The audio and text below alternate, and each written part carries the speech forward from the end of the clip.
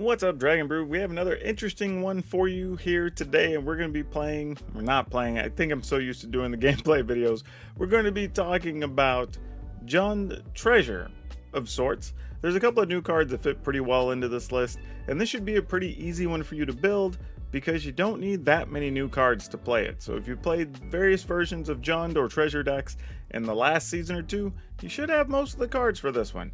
So let's go hop in and take a look at what JUND Treasure might look like with Kamigawa Neon Dynasty.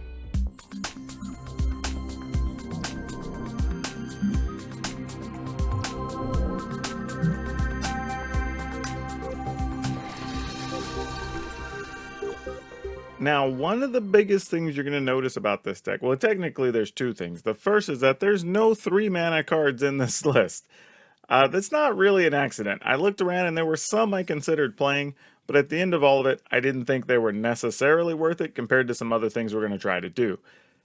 And with that being the case, then it kind of became going from turn 2 at 2 mana to turn 4 or turn 3 with 4 mana as quick as we can all the time. So you want to make that jump from 2 to 4 or potentially even 2 to 5 in a couple of situations. But that's going to allow you to keep the train rolling and do lots of really fun stuff with this one. So starting at the top, we're playing 4 Jaspera Sentinels. And this is, again, mostly just trying to guarantee we get that 4 or 5 mana, right? Any other creature we have out with this can produce a mana. Also, don't forget that it does have reach. And this is going to allow us to block several things along the way. I mean, you're still going to be playing against mono-white aggro decks and stuff, and some of those are playing where they have spirits, some have elite spellbinder, right? But you're still going to have a bunch of dragons. We introduced several new dragons in this set, so maybe you might just need to emergency block with some things, and Jaspera Sentinel is going to be your creature for the job. We are playing 3 Infernal Grasp because I needed to have, I feel like I just wanted a little more creature removal of some kind. I didn't know what I wanted to go with, so I'm going with Infernal Grasp since it's kind of neutral. I think there's other choices, but I wanted to make sure that for just 1 black mana, we can go ahead and do, I mean, it's 2 total mana, but 1 black in the cost. Allow us to do what we want to do at instant speed. That's kind of a very important thing right now, especially since you have so many creatures now with flash and whatnot. Like, you want to get things out of the way if you can. We are playing 3 Kalain, Reclusive Painter, and Kalain just makes a treasure. I say just, but again, that's that going from 2 mana to 4 mana thing, right? That's a very, very big part of this deck, and this fits that totally. In addition to that, I mean, you do get to grow your creatures, and that's pretty awesome, and we have multiple things that make treasure, so there's a good chance we're going to get to use Kalain's ability quite a lot. Now, we have 3 Magda, Brazen Outlaw, 2 mana, 2/1. Other dwarves get +1/+0, though we don't have any other dwarves. But whenever it's tapped, you get to create a treasure. Now, obviously, if we get this down with Jaspera Sentinel, it's kind of like Magic Christmas Land, and we get to do all kinds of crazy things. But it does also work with the other cards in our deck as well, so we don't hate it at all. Now, the first of the new cards we're going to be playing in this list is Oni Cult Anvil. It's a black and a red for an artifact. Whenever 1 or more artifacts you control leave the battlefield during your turn, create a 1/1 colorless construct artifact creature token. This ability triggers only once each turn, and then you can tap it and sacrifice an artifact. And the Oni Cult Anvil deals 1 damage to each opponent, and you gain 1 life. Now, randomly, this could be a really fun and annoying card for a commander because it says each opponent. But in this case, in one-on-one games, we're just going to have 1 opponent, so we're basically draining the opponent for 1 with an extra creature. What I like about this, though, is that our whole goal is to be producing treasure and using it. So if we're using a treasure, because it just says whenever 1 or more artifacts you control leave the battlefield, and treasure leaves the battlefield, that's going to produce a 1/1 creature.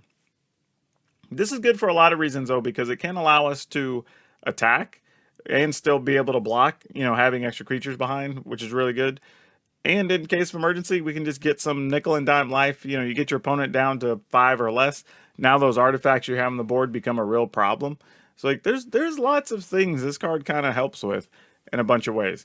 And like I said, just having other creatures doesn't hurt at all, especially when you have Prosperous Innkeeper. So this is another one that makes treasure, again, getting us from 2 mana to 4 mana. But, you know, and you use a treasure, you're going to make a 1/1, and now you're going to gain an extra life. So this is kind of fun how these cards all come together here on the low end of the deck.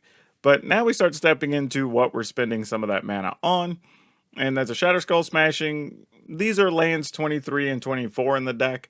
I don't know how necessary they are since we have so many things that produce mana or make treasure, but we're probably going to need them to some extent as mana a fair amount of the time.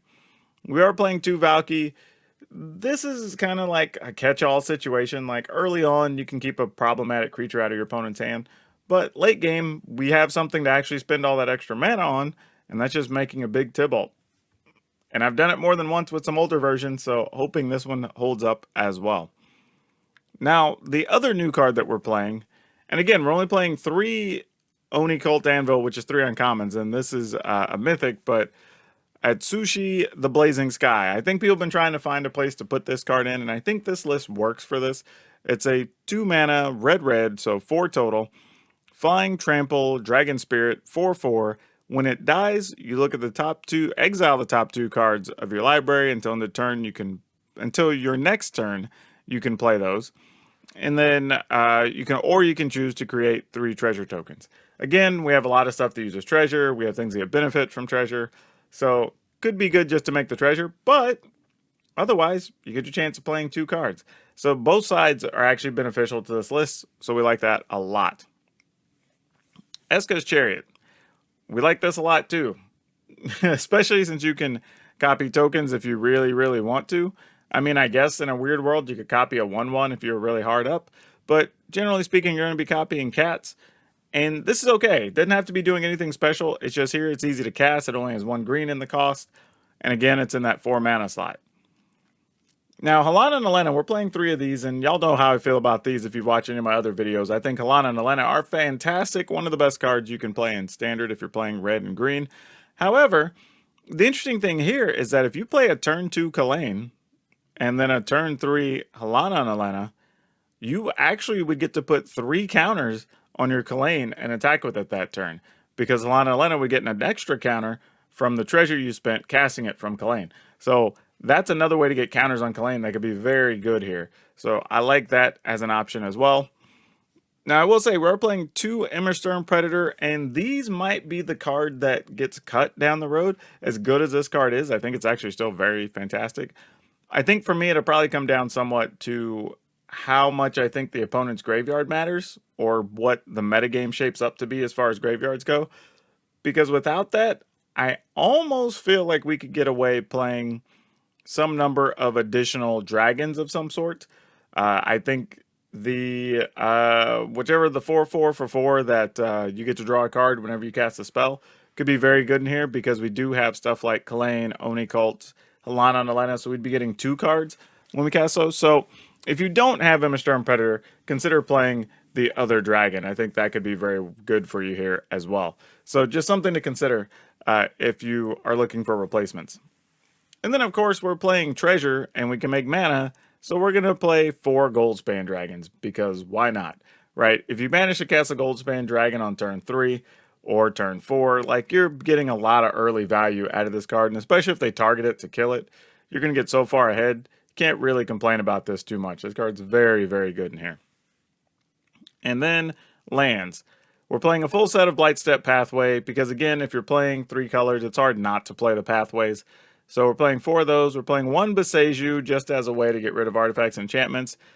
I kind of feel like if you're going to be in these colors, you're just going to be playing these special lands all the time. I mean, it's hard to avoid them. Then we're playing 4 Crag Crown Pathway, 4 Darkboar Pathway, playing 3 Haunted Ridge, 1 Lair of the Hydra, 2 Rockfall Veil, 1 Sokenzen Crucible of Defiance. And again, this is another way to just make 2 1/1s, but you get to make them at instant speed, which is pretty sweet. And then 1 Forest and 1 Mountain in case we need to search for them, you know, if people destroy our stuff with Field of Ruin or something. But yeah, that's the list we're working with here, but let's go ahead and wrap this up. Alright, so like I was saying, Moonveil Regent might be a reasonable replacement for Immersturm Predator, mostly because we don't have a lot of ways to draw cards. Actually, I don't know if we have any ways to draw cards in this list. But that's not really what the deck's about. It's really about just consistent damage coming over, right?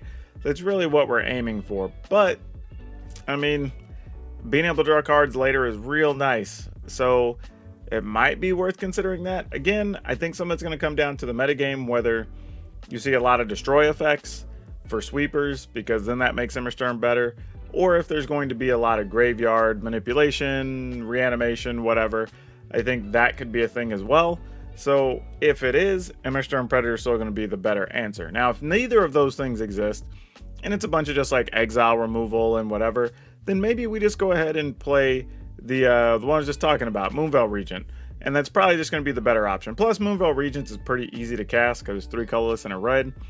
You start out as a 4/4 flyer, which is also good to block with early.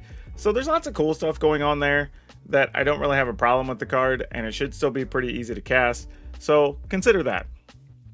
But otherwise, this is the deck. I think it's going to be pretty good. I enjoyed playing JUND earlier in the last couple of seasons, so I think it's going to be good in this one as well. It's an easy one to build because you don't need that many new cards, which is really awesome. So check it out if you like playing this style of deck. Also, remember the deck list will be down in the description below, so you'll have that available on day 1 if you need it. And if you haven't, please consider supporting the channel. I know some of you would like to do it on Patreon, but we don't have Patreon. We have memberships right here on YouTube that are just like Patreon. Different levels, different costs, little as 99 cents if you want to be on the bottom end, so check that out, please. And then remember to like, subscribe, share, all that wonderful stuff. The likes and the shares are the most important thing, seriously, because that really helps a lot. So please hit the like button and share this with anybody who may be interested. And then remember to subscribe if you haven't, and then hit the notification bell to make sure that you get notified of all these decks we're going to have up leading up to the release of Kamigawa Neon Dynasty. But that's all I have for you for now. We'll see you next time.